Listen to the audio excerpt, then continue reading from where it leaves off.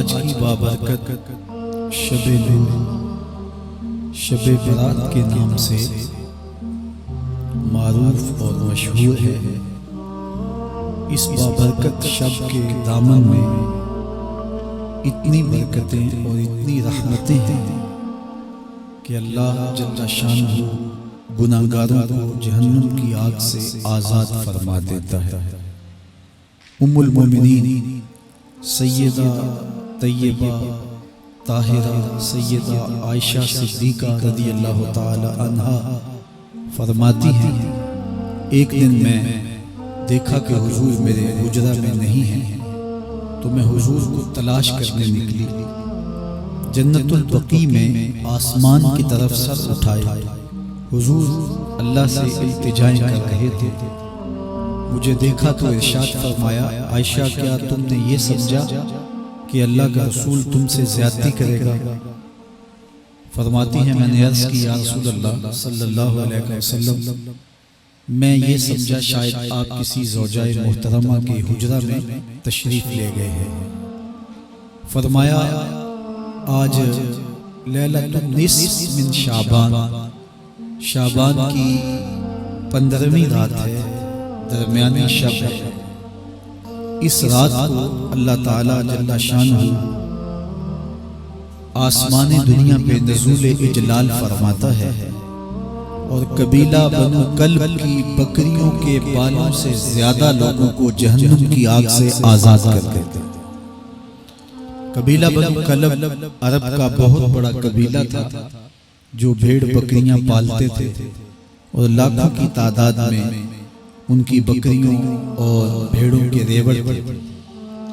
تو اس قبیلے کی بکریوں کے بالوں سے بھی زیادہ گناہگاروں کو جہنم کی آگ سے آزاد کر دیا جاتا ہے۔ تو یہ وہ بابرکت شب رحمت ہے، شب نور ہے، جس کے دامن میں اتنی برکت ہے کہ کوئی محروم نہیں رہتا۔ صرف وہ بد نصیب لوگ جو شرک میں مبتلا ہیں، جو سخت کینہ پرور ہیں، جو قطع رحمی کرتے ہیں، قاتل ہیں، عادی شرابی یا بدکار ہیں، انہیں اس مبارک رات میں محروم رکھا جاتا ہے، ورنہ اللہ کی رحمتوں کا عموم اس بابرکت راتوں میں اس قدر ہوتا ہے کہ کوئی گناہگار جو اس کے حضور ہاتھ دعا کے لیے اٹھاتا ہے اور اپنا دامن پھیلا کے اس کی رحمتیں مانگتا ہے، اسے محروم نہیں رکھا جاتا، بلکہ اللہ سب گناہگاروں کو جہنم کی آگ سے آزاد کر دیتا ہے۔ ایک روایت میں آتا ہے کہ اللہ لیلۃ النصف من شعبان، شعبان کی 15ویں رات کو آسمان دنیا پہ اپنی رحمتوں سے جلوہ گر ہوتا ہے اور فرماتا ہے کوئی رزق مانگنے والا، میں اس کی جھولیاں بھر دوں، ہے کوئی مغفرت طلب کرنے والا، میں اس کے گناہ معاف کر دوں، ہے کوئی مجھ سے عافیت مانگنے والا، میں اس کو عافیتوں سے نواز دوں، ہے کوئی فلاں چیز مانگنے والا، ہے کوئی فلاں چیز مانگنے والا، اس کی رحمتیں آواز دیتی ہیں اور یہ آواز غروب آفتاب سے لے کر کے طلوع فجر تک مسلسل بندوں کو دی جاتی ہے، اور بندے اس کے حضور اگر دست طلب دراز کریں، اپنی جھولی پھیلائیں، تو اللہ تعالیٰ ان کو ان کے مانگنے سے بھی زیادہ عطا فرمائے۔ اس امت کو اللہ تعالیٰ نے اس طرح کی راتیں دے کر کے مغفرت، بخشش، غفران اور رحمتوں کی فراوانی نصیب کی ہے۔ میرے حضور نے ارشاد فرمایا ایک شخص صبح سے لے کے ظہر تک مزدوری کرتا ہے، اس کو ایک کی رات ملتا ہے، ایک ظہر سے لے کر عصر تک مزدوری کرتا ہے، اس کا وقت تھوڑا ہے لیکن اس کو بھی ایک کی رات ملتا ہے۔ اور تیسرا شخص عصر سے لے کر مغرب تک مزدوری کرتا ہے، اس کو 2 کی رات ملتی ہے، جبکہ اس کا وقت دونوں سے کم ہے۔ فرمایا پہلی مثال یہود کی ہے، دوسری مثال نصارہ کی ہے، اور تیسری مثال میری امت کی ہے کہ اس کو تھوڑے عمل پر زیادہ ثواب دیا جاتا ہے، تو یہود اور نصارہ نے اس پہ برا بنایا، تو حضور علیہ السلام نے فرمایا کہ اللہ نے ان کے اجر میں تو کمی نہیں کی، لیکن مسلمانوں کو زیادہ اجر دے دیا، تو یہ اس کی کرم نوازی ہے۔ تو یہ تھوڑے وقت کی عبادتیں اور چند راتوں کی بیداری اور مخصوص اوقات میں اللہ کے حضور عبادت و ریاضت ایک گناہگار کو کہاں سے کہاں تک پہنچا دیتی ہے، اس کے گناہوں کی معافی کا ذریعہ بھی بنتی ہے اور درجات کی بلندی کا سبب بھی۔ دیکھیے لیلۃ القدر ایک رات 1000 مہینے کی عبادتوں سے بہتر قرار پاتی ہے۔ اسی طرح دیگر مواقع ہیں کہ اللہ تعالیٰ اس امت کے لیے رکھے ہیں، رحمت رب بہانہ می طلب، اور یوں بھی پڑھا گیا رحمت رب بہانہ می طلب، اس کی رحمتیں قیمت نہیں مانگتی اور اس کی رحمتیں بہانہ تلاش کرتی ہیں، تو وہ اپنے بندوں کو بخشنے پہ آمادہ ہے اگر وہ اپنا دامن طلب پھیلائیں۔ قرآن مجید میں ایک مقام دیکھیے کتنا دل آویز ہے، فرمایا ما یفعل اللہ بعذابکم، اللہ تمہیں عذاب دے کے کیا کرے گا؟ اس کی یہ چاہت نہیں ہے کہ تمہیں عذاب میں مبتلا کرے، اس کی چاہت یہ ہے کہ تم اس کی چوکھٹ پہ آؤ، جھولی پھیلاؤ، اس سے خیرات و رحمت مانگو، اور وہ تمہارے ماضی کے سارے گناہ معاف کر کے، ساری غلطیاں معاف کر کے تمہیں اپنی رحمتوں سے مالا مال فرمائے۔ تو وہ بندوں کو بخشنے پہ، بندوں کی مغفرت کرنے پہ آمادہ ہے اور اس کی رحمتیں بہانے تلاش کرتی ہے۔ اللہ اکبر۔ اور دوسری جانب اس کے بندے، اس کے مملوک، اس کی مخلوق اور مخلوق کی گناہگار اور نیکوکار اس کی رحمتوں کے طالب ہوتے ہیں، بلکہ وہ گناہ کرنے کے بعد جب معافی مانگتے ہیں تو اللہ کو یہ معافی بہت پسند ہے۔ معافی مانگنا، اس کے حضور اپنے دامن کو پھیلانا اس کو بہت زیادہ محبوب ہے۔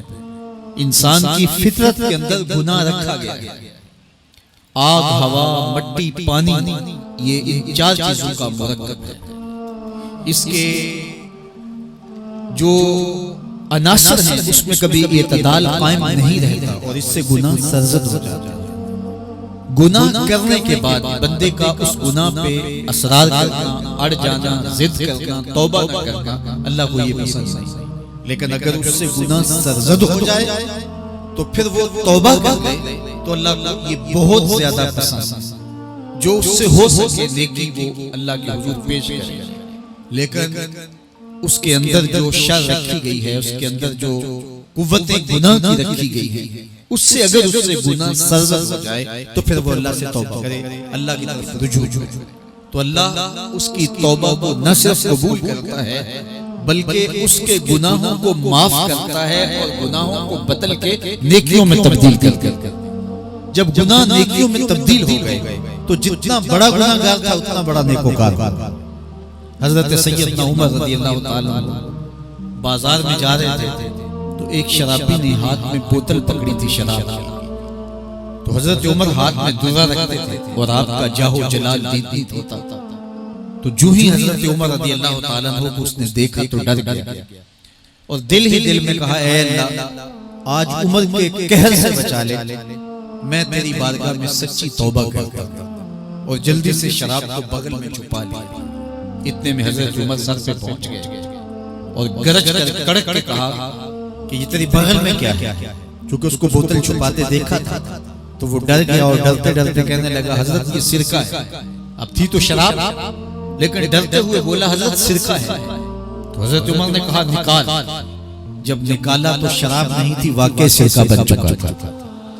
تو جب اللہ کے حضور کوئی توبہ کرتا ہے اللہ اس کے گناہوں کو بدل کے نیکیوں میں تبدیل کرتا ہے۔ حدیث پاک میں آتا ہے کہ قیامت کے دن اللہ ایک شخص کو کہے گا کہ اپنا نامہ اعمال پڑھ، تو وہ نامہ اعمال پڑھنے لگ جائے گا۔ تو نامہ اعمال کے اندر چھوٹے گناہ بھی ہوں گے، بڑے گناہ بھی ہوں گے، تو اللہ سے حیا کرتے ہوئے، شرم کرتے ہوئے وہ بڑے بڑے گناہوں کو چھوڑتا جائے اور چھوٹے چھوٹے گناہوں کو پڑھتا رہے۔ جب وہ سارے گناہ پڑھ چکے گا اور کتاب ختم ہوگی تو اللہ تعالیٰ اسے فرمائے گا میرے بندے تو نے یہ جتنے گناہ پڑے ہیں میں نے سب کو بدل کے نیکیوں میں تبدیل کر دیا. تو بندہ کہے گا اللہ ابھی تو میرے بڑے بڑے گناہ رہتے ہیں جو میں نے پڑھے. فَضَحِكَ النَّبِيُّ حَتَّى بَدَتْ أَنْيَابُهُ. حضور جب یہ بیان فرما رہے تھے تو حضور اتنا مسکرائے کہ صحابہ نے حضور کی داڑھیں دیکھی. تو پہلے وہ بڑے بڑے گناہ چھوڑے جا رہا تھا لیکن جب اللہ فرمائے گا کہ میں تیرے گناہوں کو بدل کے نیکیوں میں تبدیل کر دیا تو وہ کہے گا ابھی تو بڑے بڑے گناہ رہتے جو میں نے ابھی پڑھے. تو جب کوئی بندہ اس کے حضور توبہ کرتا ہے اللہ یہ نہیں دیکھتا اس نے گناہ کتنے کیے ہیں, یہ دیکھتا بندہ آیا میری چوکھٹ پہ ہے تو اللہ اس کے پچھلے سارے گناہ معاف. اللہ اکبر. میرے اور آپ کے حق و مولا نے اللہ کے حضور توبہ کرنے اور اس پر اللہ کی خوشی اور اللہ کی خوشنودی کا ذکر کرتے ہوئے ایک مثال بیان فرمائی کہ ایک شخص صحرا میں سفر کر رہا تھا تو وہ ایک درخت کے نیچے دوپہر کاٹنے کے لیے سستانے کے لیے رک گیا اور درخت کے ساتھ اپنے اونٹ کو باندھ دیا اور خود لیٹ گیا تاکہ دوپہر کاٹ لے. تھوڑی دیر کے بعد جب اس کی آنکھ کھلی تو اس نے کیا دیکھا کہ اونٹ ماں ساز و سامان کے ساتھ غائب ہے. اب صحرا میں اونٹ کا گم ہو جانا گویا زندگی چلے جانے کے مترادف. تو اس نے دائیں بائیں بھاگ دوڑ کے دیکھا کہ کہیں اونٹ کا نشان مل جائے لیکن اونٹ کا نشان نہیں ملا. تا حد نظر کوئی انسانی آبادی نہیں. وہ بھاگا اور تھک ہار کے دوبارہ اسی درخت کے نیچے بیٹھ گیا اور پیاس سے ہلکان ہوا جا رہا تھا اور درخت کے ساتھ ٹیک لگا کے لیٹ گیا اور موت کا انتظار کیا. جن لوگوں نے صحرا کا سفر کیا ہے ان کو اس بات کا اندازہ ہوگا کہ کئی 100 میل تک انسانی آبادی نہیں. اب نہ کچھ کھانے کے لیے بچا نہ کچھ پینے کے لیے بچا. اونٹ بھی غائب ہو گیا, توشا بھی ساتھ ہی چلا گیا. تو اب ظاہر ہے سیدھی موت ہی نظر آ رہی ہے. تو وہ اس درخت کے ساتھ ٹیک لگا کے بیٹھ جاتا ہے اور موت کا منتظر ہوتا ہے. تھوڑی دیر کے بعد پھر اس کی دوبارہ آنکھ لگ جاتی ہے. جب دوبارہ آنکھ لگتی ہے تو تھوڑی دیر بعد پھر آنکھ کھلتی ہے. جب دوبارہ آنکھ کھلتی ہے تو دیکھتا ہے کہ اونٹ جو گما تھا ماں ساز و سامان کے اس کے پاس کھڑا ہے. تو صحرا میں اس حالت میں اونٹ کا مل جانا زندگی مل جانے کے مترادف ہے.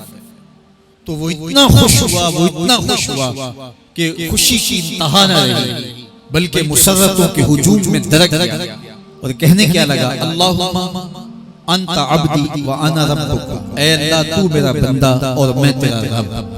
کہنا تو یہ تھا کہ تو میرا رب اور میں تیرا بندہ لیکن مسرتوں کا ہجوم ہی اتنا تھا, خوشیوں کا ہجوم ہی اتنا تھا کہ زبان پہ قابو نہ رہا. کسی کے آنے سے ایسے ہوش اڑے ساقی کے شراب سیخ پہ ڈالی اور بوتل میں کباب. کہنا یہ تھا اللہم انت ربی وانا عبدک. لیکن اس قدر خوش ہوا جب بھی تیری قربت کے امکان نظر آئے ہم اتنے خوش ہوئے کہ پریشان نظر آئے. تو کہنا یہ تھا کہ اے اللہ تو میرا رب اور میں تیرا بندہ. لیکن خوشیوں کے ہجوم میں وہ کہتا ہے اللہم انت عبدی وانا ربک. اے اللہ تو میرا بندہ اور میں تیرا رب. حضور یہ بات بیان کرنے کے بعد صحابہ سے پوچھتے ہیں کہ ذرا بتاؤ اس بندے کو کتنی خوشی ہوئی کہ خوشی میں زبان بھی قابو نہ رہی اور اپنے آپ پہ کنٹرول نہ رہا اور خوشیوں کے ہجوم میں اسے یہ بھی پتہ نہیں چل رہا کہ وہ کیا بول رہا ہے. تو صحابہ نے عرض کی حضور بہت زیادہ اسے خوشی ہوئی. تو میرے حضور نے یہ بات کرنے کے بعد ارشاد فرمایا جس طرح اس کو گما ہوا اونٹ ملا اور اس کی خوشی کی انتہا نہ رہی تو فرمایا جب کوئی شخص توبہ کرتا ہے اور اللہ کے حضور پلٹ کے آتا ہے گناہوں سے معافی مانگ کے اس کی دہلیز پہ آتا ہے میرے حضور نے فرمایا اللہ اس سے بھی زیادہ خوش ہو کہ میرا بندہ میری چوکھٹ پہ آ گیا. تو وہ یہ چاہتا نہیں کہ اپنے بندوں کو عذاب, وہ خود آگ میں چھلانگے لگائے تو اس کی مرضی. اگر گناہ سرزد بھی ہو گیا ہے تو کوئی بات نہیں معافی مانگی.